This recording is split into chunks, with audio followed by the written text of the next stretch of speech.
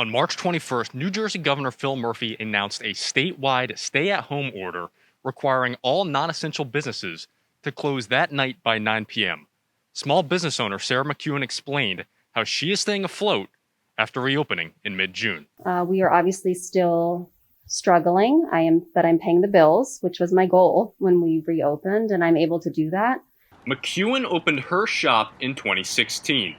She sells handmade, eco-friendly, fair trade products. I like when I'm spending money, I like it to do something good in the world. It's how I shop personally. So when I'm buying a gift, I look for something that is maybe giving back to a charity. Maybe it's made with upcycled or recycled products. Farnsworth Avenue, where Mimosa Goods is located, is home to many small businesses in Bordentown. When Governor Murphy called non-essential businesses to shut their doors, a friend of McEwen's started an initiative called Bordentown Strong. Its mission? To empower, embrace, and support the local small business community. We donated back to local businesses who were impacted by the shutdown and their employees. So we also had a GoFundMe, which we took donations for people who maybe didn't want to buy the merchandise but just wanted to help out. With coronavirus cases rising in New Jersey, McEwen is preparing for whatever happens in the coming months. But I'm preparing that we'll be able to let people shop online and be able to have that kind of experience that they'll have in the store as much as they can on the website. On Wednesday, New Jersey had 2,742 new coronavirus cases, its most since May. For small businesses like Mimosa Goods, they are hoping that they can keep their doors open as the holiday season approaches. From Bordentown, New Jersey, I'm Kevin Gfeller. I'm outside of Francis S. DeMassey Elementary School, where this building has been empty for months now.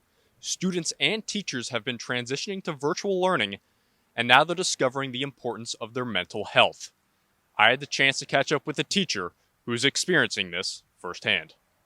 It is tough. I won't lie. It's one of the things about being virtual right now, especially with teaching, is that the balance between and the sort of barriers between work and home life are completely split. Milligan explained how his school has a social and emotional program that can help students express their difficulties with virtual learning.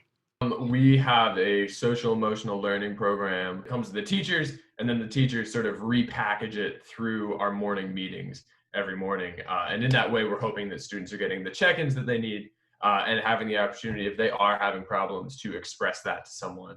According to a survey done by Gallup in May, nearly 3 in 10 parents, or 29%, say their child is already experiencing harm to their emotional or mental health because of social distancing and closures to COVID-19.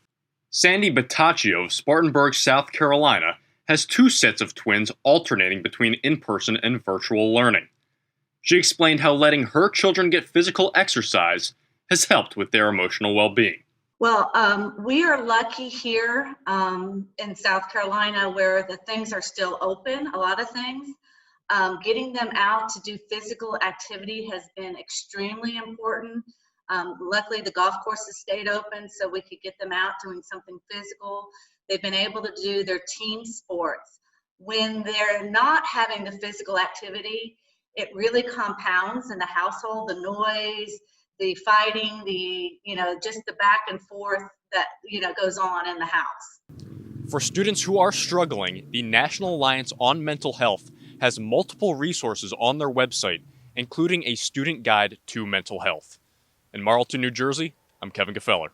Alyssa Clear of Burlington County is one of the millions of young Americans who will be voting for the first time in the upcoming presidential election. Now everything in America just seems a little bit chaotic just based on COVID. There's a lot of uncertainty around. So I feel like having an election year during this year is something that is a little bit uncomfortable at times, but I feel like it's a very 2020 thing for it to be during this year. With the more frequent use of terms like fake news and fact-checking, Clear explains how she consumes media with the election on the horizon. If there's evidence that backs up something, I think that's when I decide to believe it versus if something's really slanted one side or the other, then I kind of question that. Clear discussed just how easy it was to register to vote. When I went to the DMV, I did it for myself there and registered that way. But I've seen a lot of initiatives on social media, specifically Snapchat, Instagram, and Twitter, that have just given easier ways for people to register to vote. So